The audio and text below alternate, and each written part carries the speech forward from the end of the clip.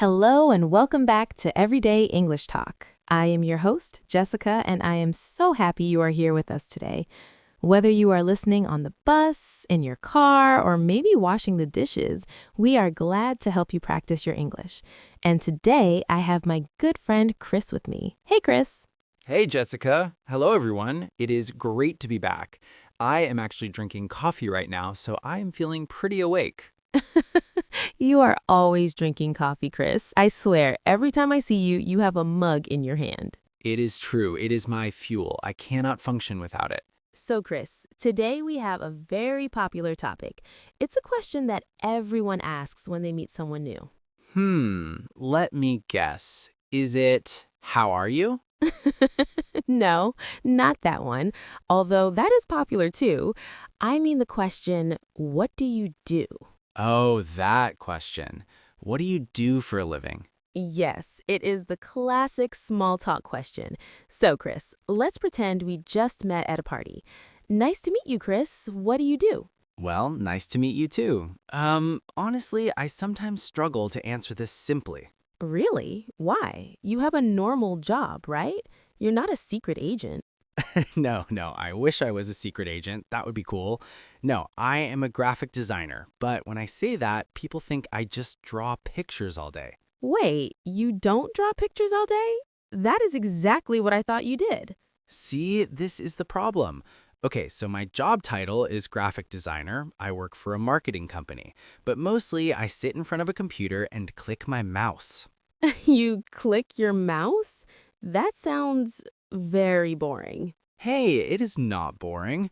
Well, okay, sometimes it is a little boring, but basically, I design logos, websites, and advertisements. You know those annoying ads you see on the internet? Oh no.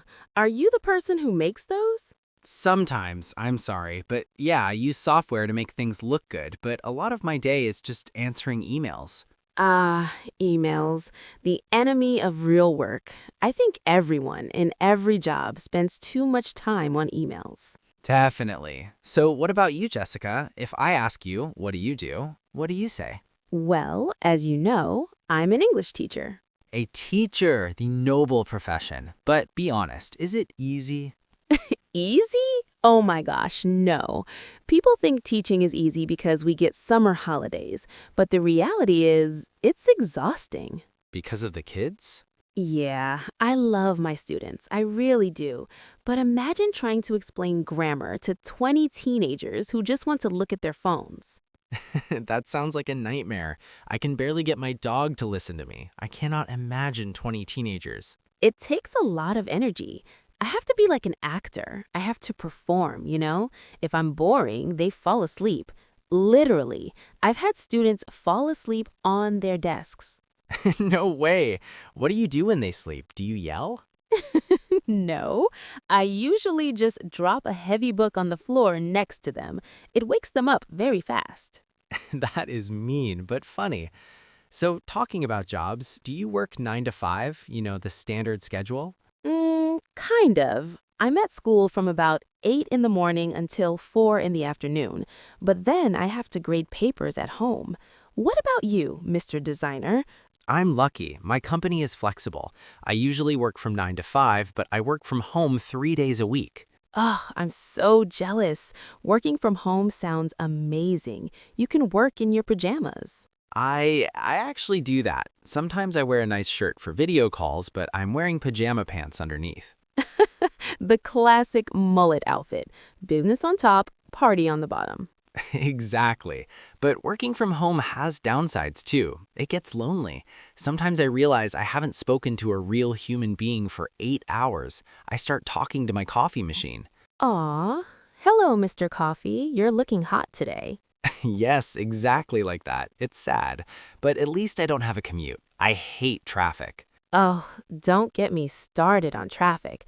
My commute is terrible. It takes me 45 minutes to drive to school. 45 minutes? One way? Yes, one way. So that's an hour and a half every day just sitting in my car. I listen to a lot of podcasts, actually. That's why I wanted to start this channel. That makes sense. It's good to use that time for learning or for screaming at bad drivers. A little bit of both, mostly screaming. So, Chris, let me ask you something. When you were a kid, did you want to be a graphic designer? No, definitely not. I didn't even know what that was. So, what was your dream job when you were 5 years old? Okay, do not laugh. I cannot promise that. I wanted to be a dinosaur hunter. A dinosaur hunter? Like Jurassic Park? Yes, I thought I could just go into the forest and find a T-Rex. I was very disappointed when my dad told me they are all dead. Yeah, that's a small problem for that career path. Yeah. What about you? Did you always want to be a teacher? Mm, no, actually. I wanted to be a singer. Really? Can you sing? Absolutely not. I'm terrible. I sound like a dying cat, but in my head, I was a pop star. It's funny how our dreams change. Now we're just happy if we can pay the bills and have weekends off. Agreed. Speaking of weekends, that's the best part of having a job, the time when you are not working. Yeah, work-life balance is important. For our listeners, work-life balance means having time for your job and time for your family and fun. It's hard to find sometimes. It is, especially with smartphones. My boss emails me at night sometimes. It's so tempting to check it. Do not do it, Jessica. It's a trap. If you answer one email at night, they will expect you to answer all of them. I know. I need to be stronger. I need to put the phone away. Just hide it. Put it in the fridge. In the fridge?